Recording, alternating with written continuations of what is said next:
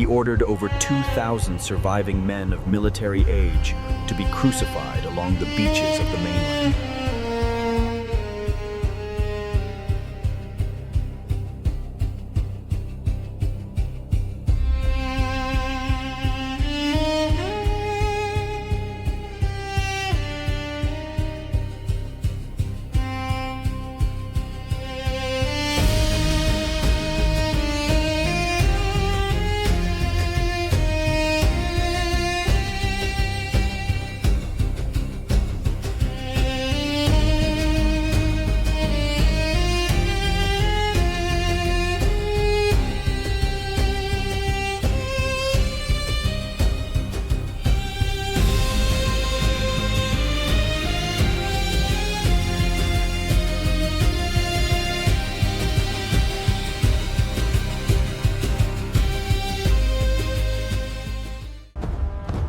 For generations, the massive walls of Delhi, the theater of war, have stood unconquered. They were untouchable. The island fortress of Tyre laughed.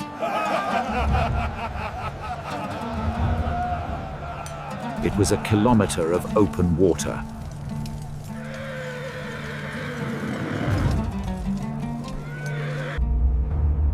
A city whose walls rose from the sea itself.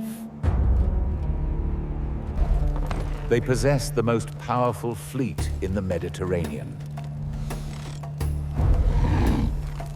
Through the shimmering heat haze, the defenders made their defiance known, a gesture that would cost them dearly.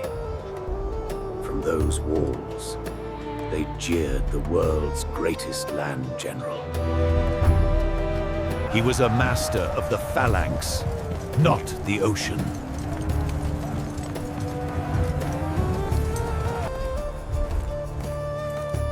Alexander of Macedon had arrived at the shore. But his campaign and his army stopped at the water's edge. In a century defined by conquest, he was the force that reshaped the world. The commander.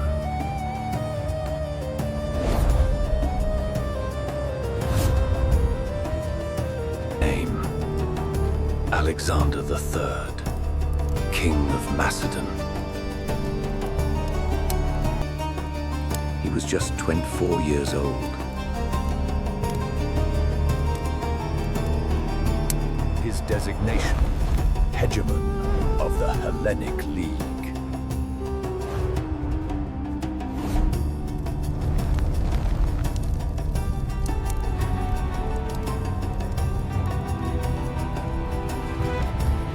The mission.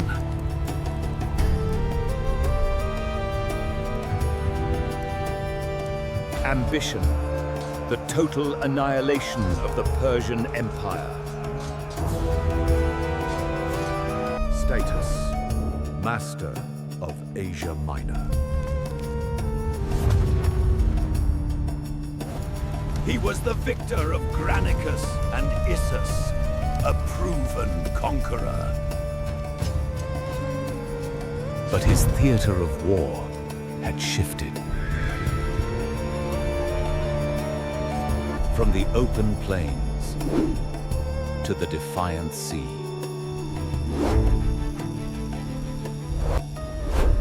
His target was Tyre, the strategic fortress that held the leash on the entire Persian navy. His signature.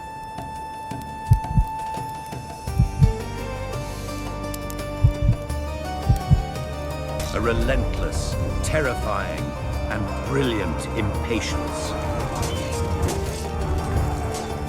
He would not be delayed.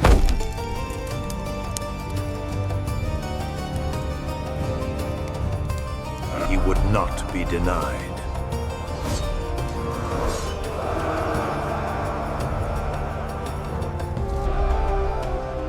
Before the walls of Delhi, a shadow fell across the land. It was the dawn. The year was 332. BC. Alexandrin's campaign had swept through the Middle East.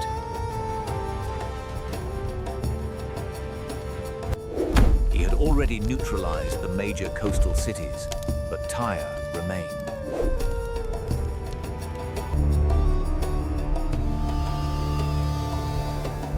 This was no ordinary fortress. This was a city-state built on a bedrock of arrogance and commerce. Tyre was the key.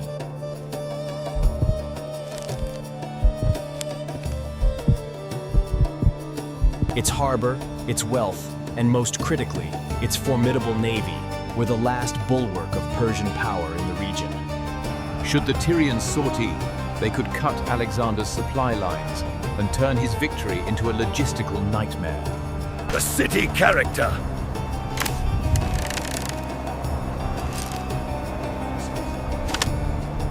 Tyre was wealthy, isolated, and completely self-assured.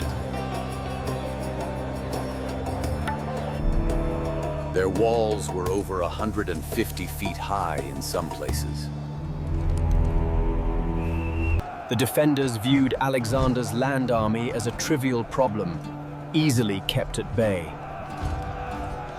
The only way to end the Persian threat was to take the island. Alexander decided to do the impossible, to change geography itself.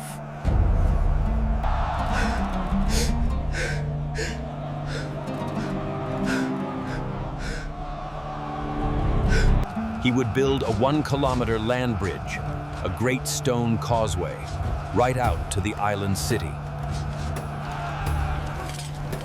This theater of war was about to become a grueling stage for engineering. He ordered his army to become laborers, pulling stone and cedar from the forests of Lebanon. This was a new, brutal kind of battle. A grueling 7-month campaign against the ocean itself.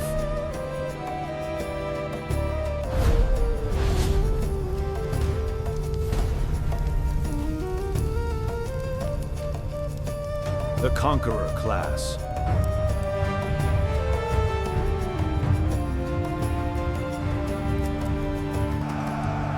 Alexander's primary instrument of power had always been his perfect army. The phalanx was an irresistible wall of death.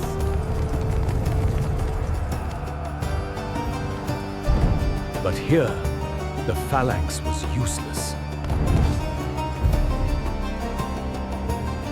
The mighty companion cavalry could not swim to battle.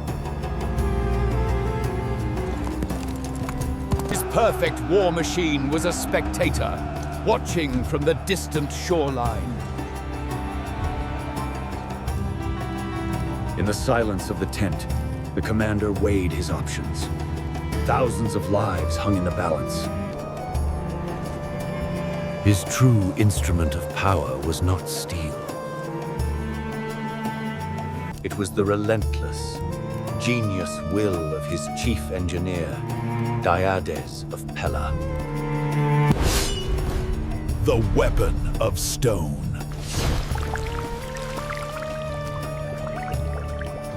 Alexander's campaign became an exercise in siegecraft. They built the massive mole, hauling staggering quantities of rock and timber. Every stone laid was an act of brutal defiance. The Tyrians were experts in naval warfare and harassment. They constantly attacked the workers, using small, fast ships to rain arrows and missiles. This was the terrifying psychological warfare of attrition, an attack on the enemy's spirit. The mole crept forward, inch by painful inch, bringing the mainland to the island. The Tower of Terror.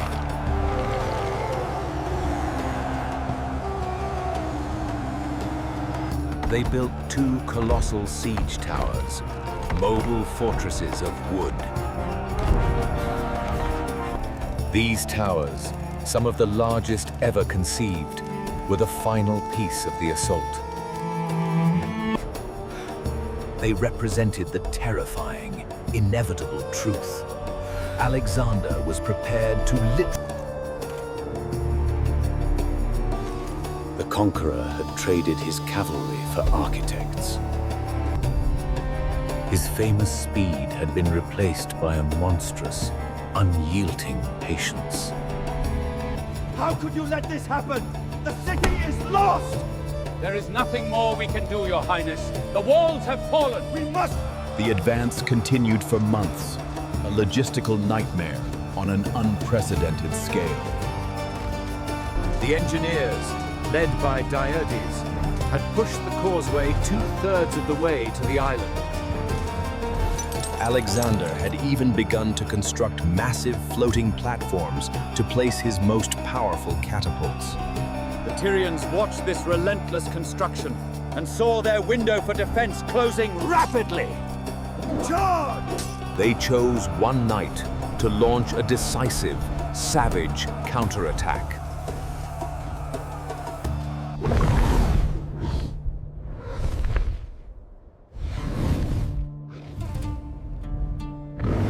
In the path of the Juggernaut, the individual soldier faced a primal fear. His training was useless against the crushing weight of the beasts. It smashed violently into the causeway's tip. A tactical masterpiece of defensive desperation. The ensuing conflagration was catastrophic, consuming the towering siege engines in moments. The two giant wooden fortresses were utterly destroyed. The entire construction effort, months of brutal labor, was annihilated. Run! Even as the Persian line broke and chaos reigned supreme, the great commander remained unmoved. This was the true crucible moment. Alexander was not defeated by a general, but by the... He was forced to confront the limit of his engineering. Alexander's response was immediate and terrifying. He did not retreat.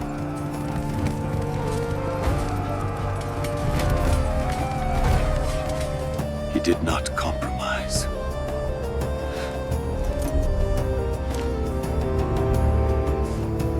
He then embarked on a new mission, a massive naval campaign to seize local fleets.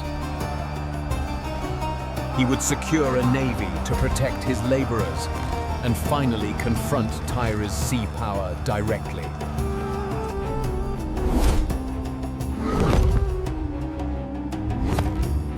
Alexander's new, massive mole crept toward the walls, now protected by a commandeered fleet of nearly 200 ships. But his final, terrifying siege instrument was unveiled. His engineers constructed new towers, higher than the first, monsters known as Helepolis. They were moved by special transport ships, becoming floating fortresses of death. The final assault was ready!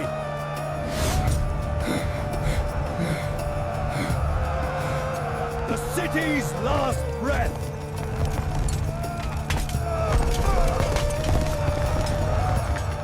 The Tyrians advanced their ships, attempting to cut the anchor cables of the floating siege towers. This was their final, desperate gambit. Alexander led the charge personally from the deck of his flagship. The naval battle was ferocious, a chaotic and brutal clash of grappling hooks and bronze rams. Once the sea was secured, the real horror began. The Hellepolis siege towers were moved into position.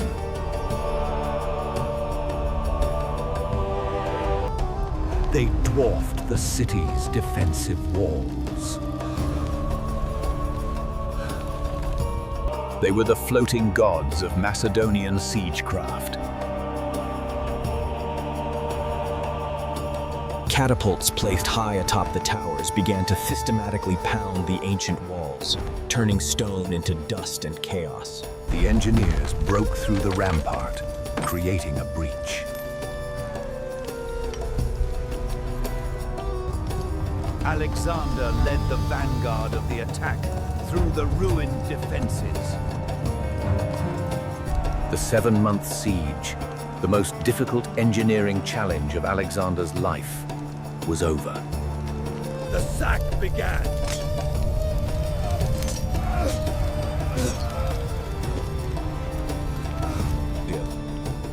From these ramparts, the scale of the disaster became tragically clear.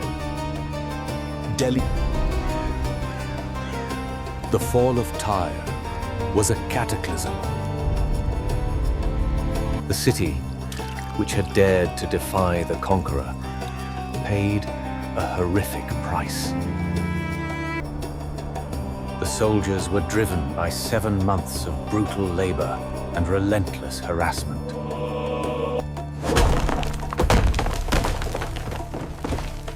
The resulting violence was immediate and total.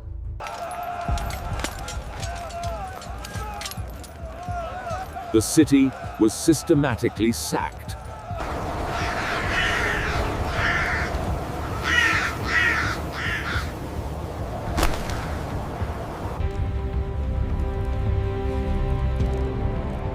The architect of terror. Alexander was driven not just by ambition, but by a need to set a terrifying precedent. His response was an act of calculated geopolitical terror. He ordered over 2,000 surviving men of military age to be crucified along the beaches of the mainland. This was an unthinkable message to any city considering resistance. Here, in the heart of the captured city, the great commander surveys his prize. A lifetime of conquest. The women and children were sold into slavery.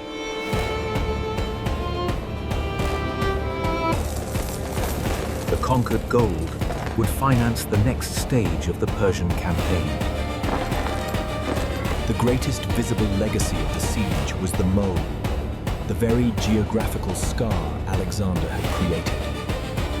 It permanently connected the island to the mainland, forever altering the coastline. The island fortress was no more.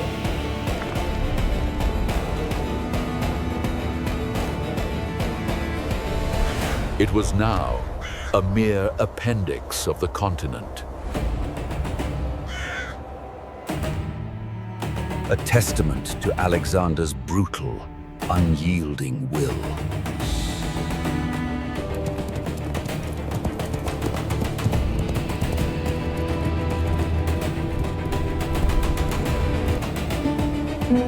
Alexander's genius was not only tactical, it was an understanding of resources.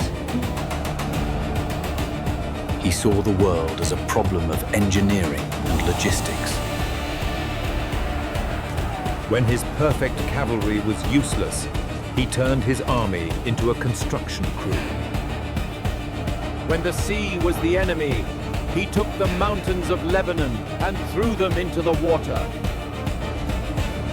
The siege of Tyre was the moment the world learned that Alexander could overcome any obstacle, even the ocean itself. The ultimate truth of this conquest is that Alexander's final weapon was never the phalanx, but his relentless, brutal willpower. The conquest was an act of geographical surgery.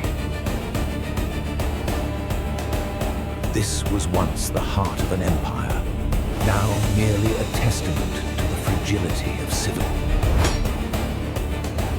For you is the